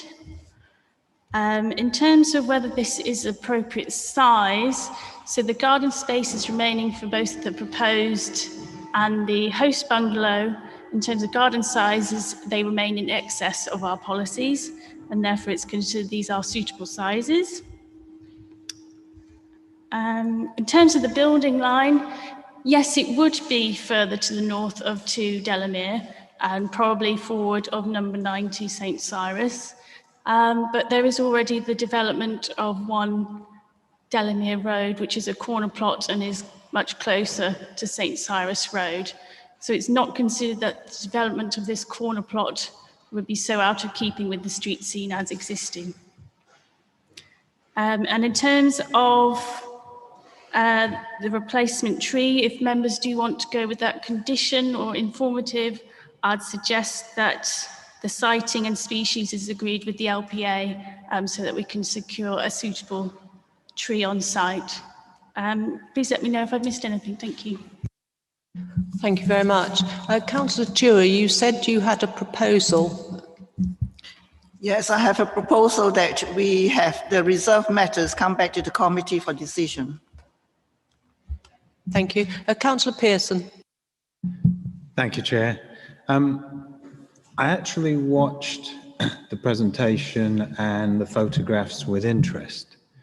And I wonder if I could just ask Mr. Cairns if this isn't an attractive open green corner on a slope.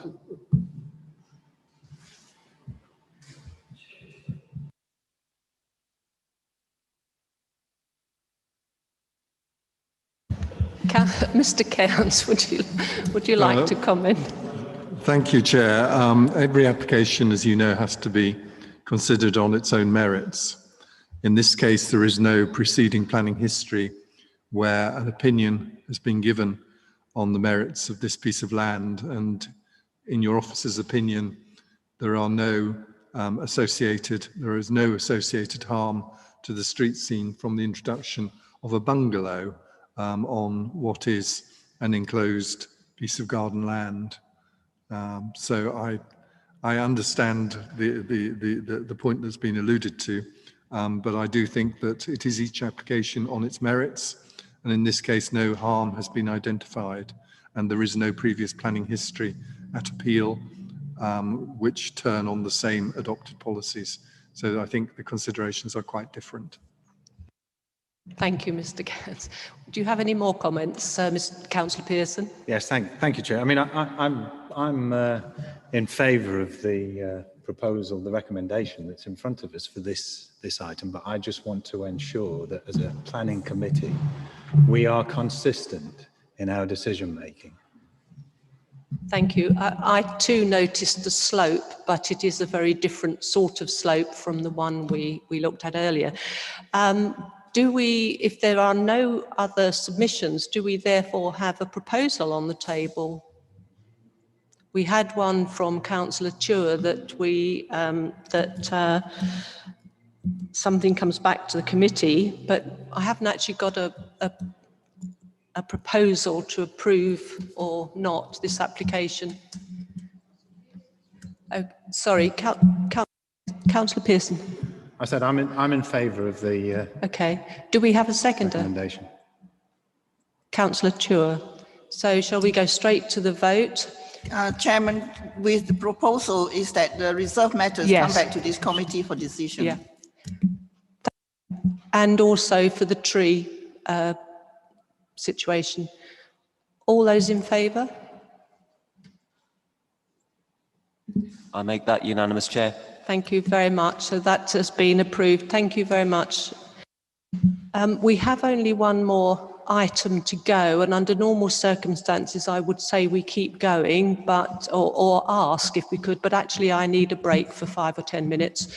So committee, if we just have a break for 10 minutes and we'll be back here for the last item. Thank you.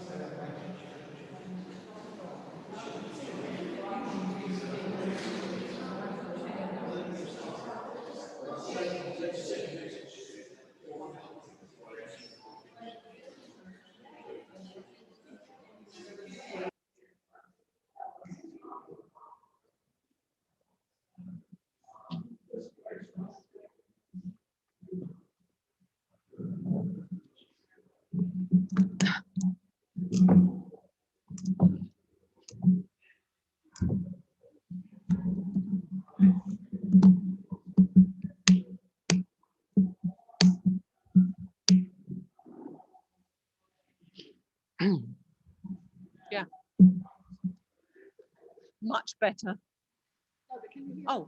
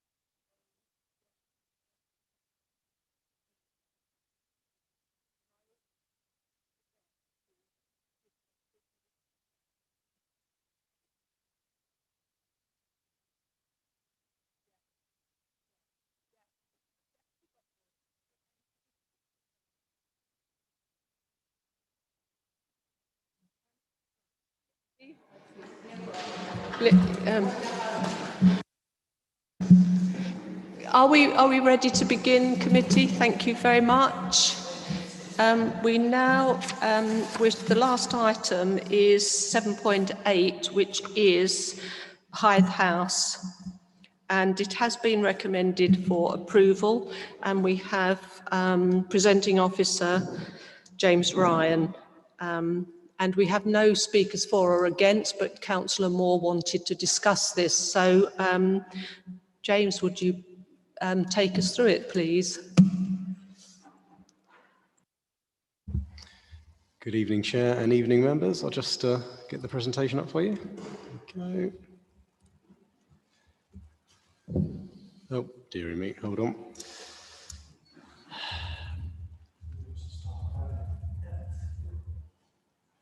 Come on.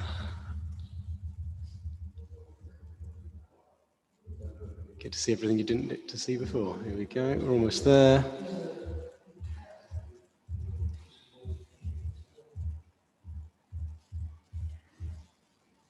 So, 211519, Hythe House. It's on Hythe Hill, in the Hythe Hill Conservation Area. Very simple application.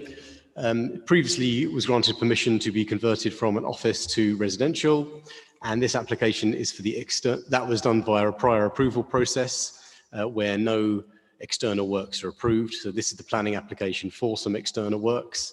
It's to replace the existing rather tired windows with new black UPVC units, replace the front door with an aluminium front doors in black as well, and where there's some white kind of peeling timber cladding as existing, replace that with cedar. So here's the site. So this is Hythe Hill. Hill rises up in this direction. There's Timber Hill there, Connaught Close, the listed building on the other side of Connaught Close, and this is within the Hythe Conservation Area. So that's the site in question. The hatching is the conservation area, and the blue mark there is the listed building over the other side of Connaught Close. If you're looking down Hythe Hill with the building on the immediate left of the picture, that's looking back up Hythe Hill with the listed building kind of center of the picture, and the building in question being the 70s building with the to let sign attached to it. So that's how it looks currently, or as existing. As you can see, the cladding is kind of peeling. The windows are rather tired, and it's all a 1970s building, very much of its time, but not in a particularly fantastic state of repair. So this is what's proposed. This image has come out, I think, slightly darker than it will in real life. The brick is not going to change. It looks a tiny bit darker, I think, in terms of the tone of the photo, but that the brick is staying the same. The window sizes and modules and openings are staying the same as well, but they're going for a new black frame. with significantly improved windows in terms of U value. So they'll make the whole building far more thermally efficient, which is, a significant consideration in the planning balance. The white areas that you can see on the previous building are to be clad in cedar, but it's a specially treated cedar that's fire retardant. And I know members will be interested in that. There's the cedar there, a bit of a zoomed in version of it. And that's the rear where there is no cladding proposed, but the windows are proposed to be changed. So it's officers feel that in this context, the freshening up of the building is welcomed.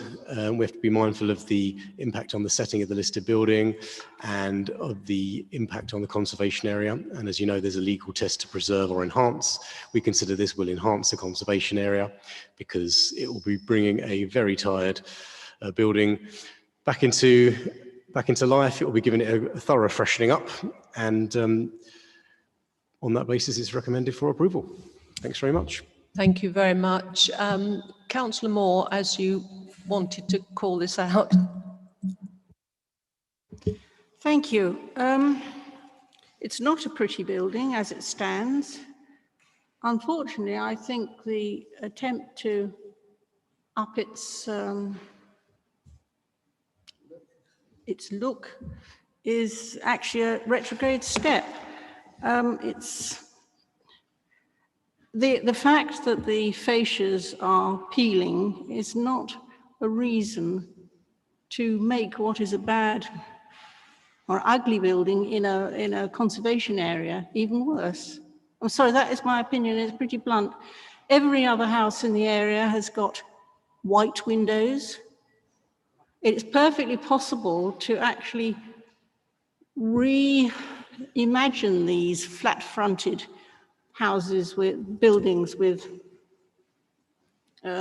regular square windows to look something a bit like a Georgian building. That's not something that they didn't do in those days. And I think that a lot more imaginative work could be done on this to make it more harmonious with this area. And I would propose that we turn it down and ask them to come up with a nicer renovation scheme. Thank you. Thank you. Councillor Davidson. Yes, Chairman, I'm afraid I agree with Councillor Moore. If this is a conservation area, Hythe Hill, so many old properties down there. This one is not an old property, but at least at the moment it generally blends in. Houses either side of it have white windows. Both actually have sash windows. You wouldn't expect a modern building to have sash.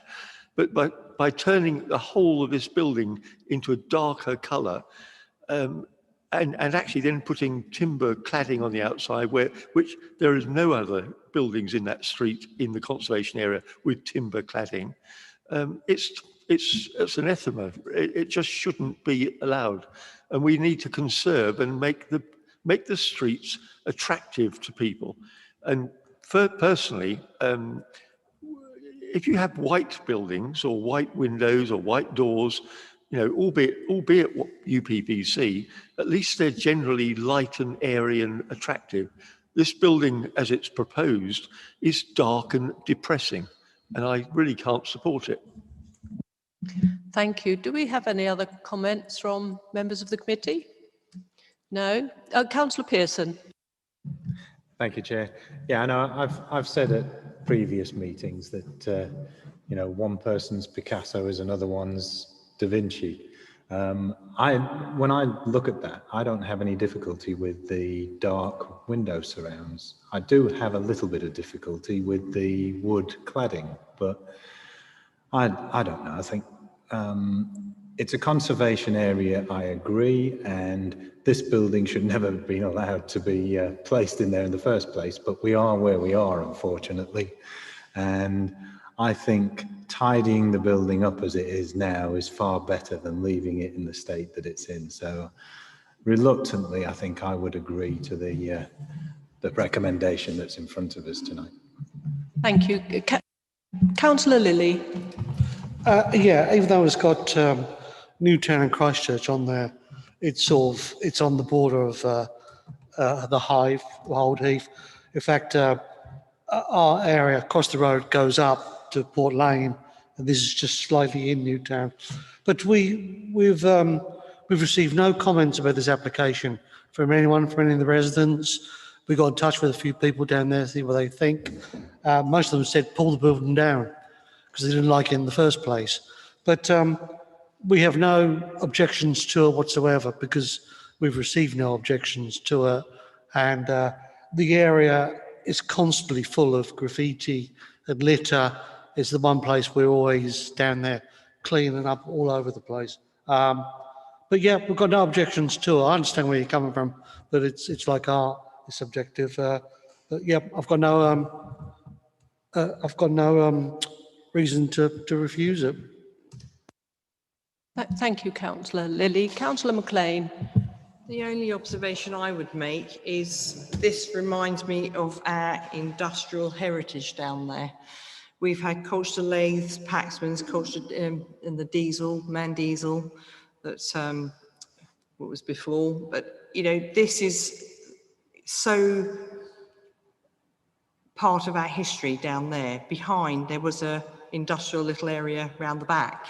You know, this is all going, we need to preserve it. And I think that just shows the type of buildings we've had in that area. And I think it can be sympathetically and nicely done, but I think what is proposed is just not in keeping with the whole area. And I think it's a shame, I think, because it's not a bad looking building if it's got that little bit of lightness to it. So I would go along with the, you know, with the recommendation for refusal on the what's proposed. Councillor Chua. Thank you, Chairman. I have to agree, I know it's subjective, I'm being subjective here, that the building looks odd and dark looking in the conservation area once it's done in the way that is proposed. So I would say that I don't like it. Thank you. Actually, I would have to concur. My first thoughts when I saw it was, how ugly is that? And I actually think the cladding makes it look old-fashioned rather than modern. I would be happy to propose that we defer this application and for it to come back to committee with perhaps better ideas for its refurbishment. Would I have a seconder for that? Councillor McLean. Do I have any other comments, or do we have any other proposal that we actually approve it?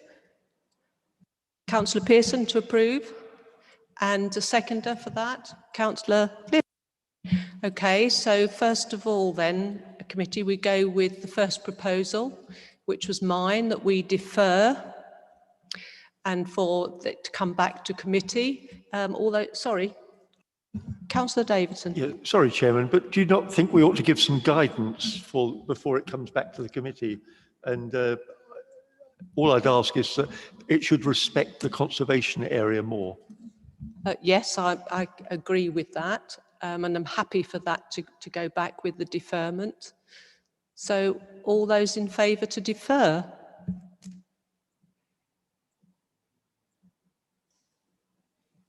I make that 5 votes in favour, Chair.